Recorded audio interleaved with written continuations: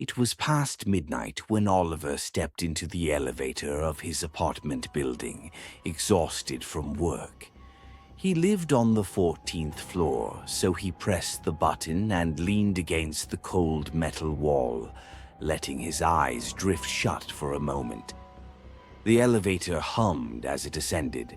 Then, with a soft chime, it stopped. The doors slid open.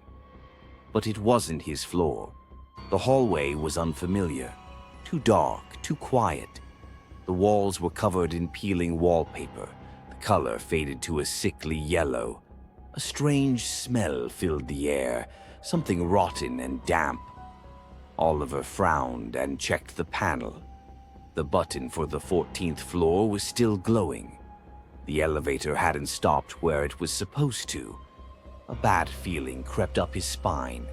Still, curiosity won. He stepped forward cautiously, the doors sliding shut behind him. The hallway stretched endlessly in both directions. No doors, no windows, just dim, flickering lights overhead. A distant sound echoed, like something wet dragging across the floor. His breath quickened. He turned back to the elevator, pressed the button. Nothing happened. Then, from the darkness, a voice. "You shouldn't have come here." A figure stood at the far end of the hall, just barely visible in the flickering light. It was him, an exact copy, same face, same clothes, standing perfectly still. But its eyes were all wrong, hollow, staring.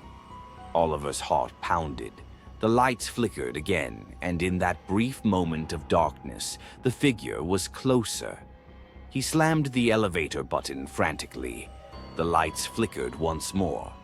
It was standing inches from his face now, its mouth stretching into an inhuman grin.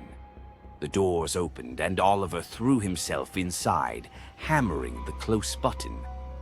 The last thing he saw before the doors shut was his own twisted reflection staring back at him, whispering, "Next time, stay where you belong." The elevator resumed its climb. When the doors opened on the 14th floor, everything was normal.